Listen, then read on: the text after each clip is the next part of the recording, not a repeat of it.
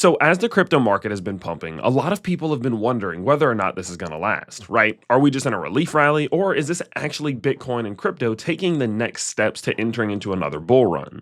Well, although no one has the answer, there are three major things that I'm seeing in the market right now that I think imply that it very well might last. And I want to share those three things with you here today. So, let's not waste any more time at all, and let's get into the very first one. Now, the very first sign that I am seeing that this pump that we're seeing in the crypto market might last is that there is a natural consolidation in the market, even when facing heavy downside liquidation. Look, I know these are a bunch of weird words. Let me break this down simply. Currently speaking, while Bitcoin specifically has been pumping, what we've been seeing is a huge buildup in liquidations to the downside.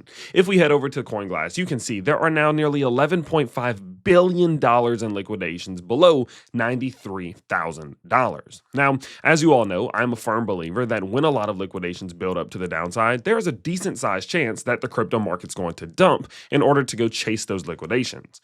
And the fact that Bitcoin has been able to still consolidate here, and consolidate means just kind of go sideways, slowly, gradually climb upwards, even with all of this downside pressure, it tells me that this is an actual strong move. And that the breakout that we saw here isn't likely some just, fake out, some quick temporary thing that's just going to end like this. It very well might hold up. Now, is that me saying that we can't pull back to some of these lower levels? Of course we can do that. Like, there, Bitcoin very easily could come back down to say $86,000 or $87,000, but that's not the point.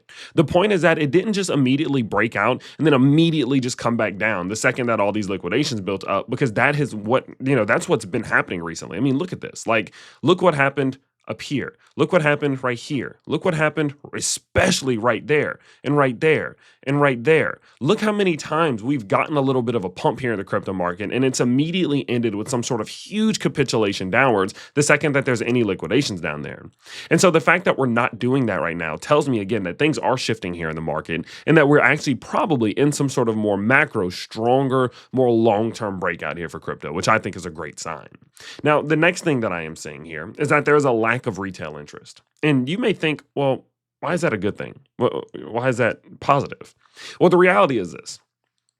When the general retail market, or which just means the everyday person, right? Your next door neighbor, the dude at the cafe, right? When the normal person, not a crypto bro, right? A normal person is talking about crypto and interested in crypto, you're typically getting towards the top.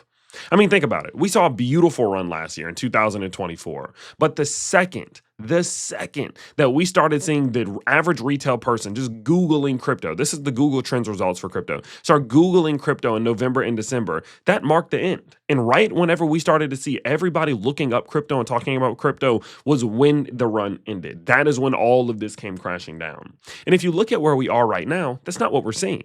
Sure, some people are talking about crypto, but the majority of people are not. And if you look at it in comparison, we've only recovered 30% of the way to where we were back in December and January when everyone was talking about crypto. And so the fact that people aren't talking about crypto right now means that this move is under the radar still. And usually when a crypto pump like this happens and it's under the radar and no one's really talking about it, it usually can go higher and higher and higher prior to seeing retail interest come. Now, is that saying for sure that that's going to happen? Again, obviously not, guys. We might see a big pullback and we might see this not turn into a big pump. But again, the whole point of this video is to show you that although nothing's guaranteed, we have a good chance. And that's another thing that retail interest is showing me right now, that we have a hell of a chance of seeing this being able to continue upwards, whether it looks like this or whether it looks like a pullback for those liquidations. It could continue to do this well before any of the retail market starts entering back in and causing this move to the top side to end. Now, the very last thing, of course, that I am noticing, the last major sign that I am noticing here in the crypto market is a natural flow of liquidity. And I think this is probably the most important of these three steps. If there are, of all these three signs we're seeing, this is probably the one that I think is the most essential. And what I mean by this is that currently speaking, as we are seeing the market pumping, right? As we are starting to see some green across the market, you look at crypto bubbles and you see some green on the week. What's happening is that it's actually flowing correctly, which means that it's flowing from Bitcoin down into altcoins, right? So let's go ahead and say top altcoins, and then it's flowing down into your more micros, right? And then it's flowing from there down into your risky ones, right? Like your meme coins and stuff, right? And the reason it's so important that we're actually seeing the liquidity in the market flowing from the top to the more risky things in kind of more of a, sequential order is because that's the only way that things can actually sustain themselves.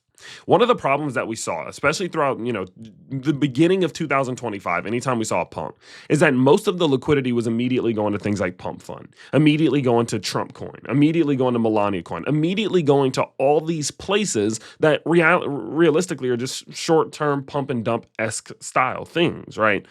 Whenever you see liquidity injected into the world of crypto, you want to see it injected into places that are actually going to sustain it, that are going to hold it. Because the reality is that if somebody enters in the crypto market with their money and they buy Trump coin, the Trump coin crashes, they're probably going to sell and they're probably never going to come back because that's just what happens. People get a bad taste in their mouth.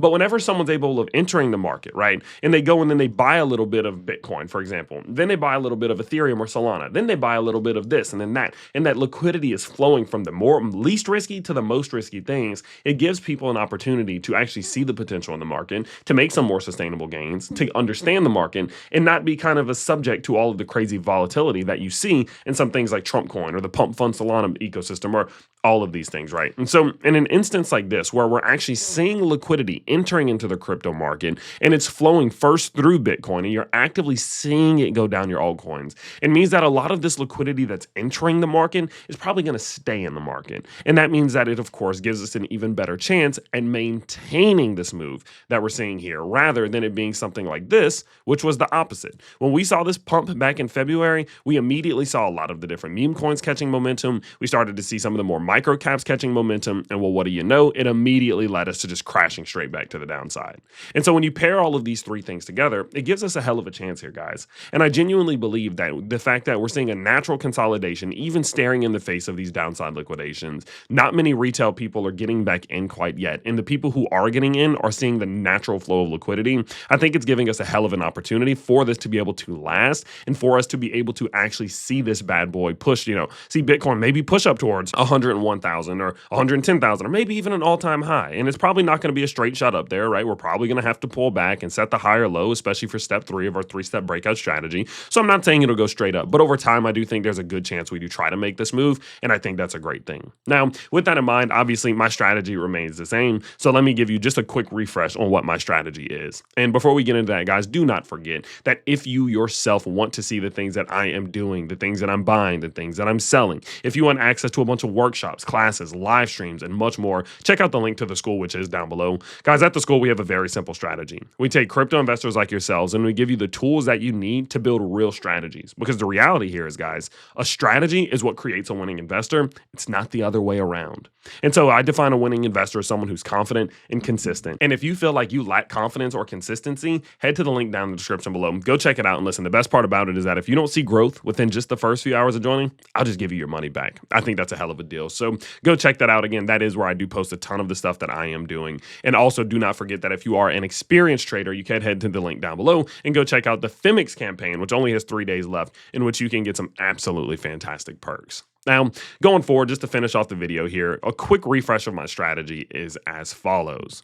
I currently am following the 3-step breakout strategy.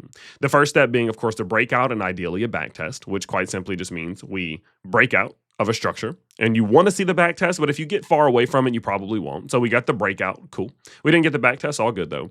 Then I want to see the higher high. And as we do start to see the higher high getting set, meaning that we had a previous high, then a higher high, I start taking profits at those higher highs, which is why if we do go ahead over to my sell chart, my buy and sell chart, you can see here, I did start taking some profits the moment that we broke this high and then recently as well. So I am still in profit taking mode right now. And the next step from here for me is just a higher low. What I'm looking for Bitcoin is whether or not it can set a higher low. Whether that means right now it pulls back to say $88,000 and tries to work its way back up, or whether it climbs all the way up first to $101,000 and comes back to $93,000. I want to see the higher low because this is going to determine whether or not this move that we're making is going to continue upwards or not. And so until we have this confirmation, I'm not doing anything too crazy. I'm going to continue to take profits the higher that we go. I took some profits right here. I took some profits right here and right here. And I will continue to take profits higher and higher that we go. And then once we do see a bit of a pullback, I'll probably probably reinvest some of those profits at key support levels, expecting to try to catch this higher low before hopefully a continuation upwards. But obviously, that is just me speculating how this is going to go. I'll have a bit of a clearer picture once we actually start pulling back. I do genuinely believe we are going to pull back at some point, and sooner than later would make sense to me. You look at just, of course, your downside liquidations, guys. There's billions of dollars in liquidations to the downside, and not much more left to the top side. There's some up there around $97,000, so we definitely can make this run. But the higher we go, I think it's becoming the more likely that we do see some sort of nasty liquidation event back to the downside to start trapping some of these greedy long investors. And so I would be very careful opening up long trades right now. I have no intentions of actually doing any buying anytime soon until we do see that pullback happen. So I'll keep you all updated. I do post all of my buys and sells again over in the school, so feel free to go check that out. I mean, you can see how it went here. Yesterday, or day before yesterday, I took some profits from SUI right as we entered into that golden zone. I told them at 7 in the morning, and check this out. It pulled right up out of that golden zone. The profit we took, great timing, right? So if you want access to that, again, the link is down below. But that's what I'm going to do. So I am going to be flying for the next day or so. So probably no video from me tomorrow, but I'll keep you guys updated. The best thing you can do for now is just to play it very safe right now. I think taking some profits at this level, taking some profits the higher that we go, and waiting to reinvest or open up some low to medium leverage long trades on the next pullback is probably the best strategy for a move like we're seeing right now. So that's what I'll stick to, and I'll keep you all updated as it does play out. But of course, as per usual, I hope you guys are having a fantastic weekend, and I can't wait to see you all in the next one. Peace out, everybody.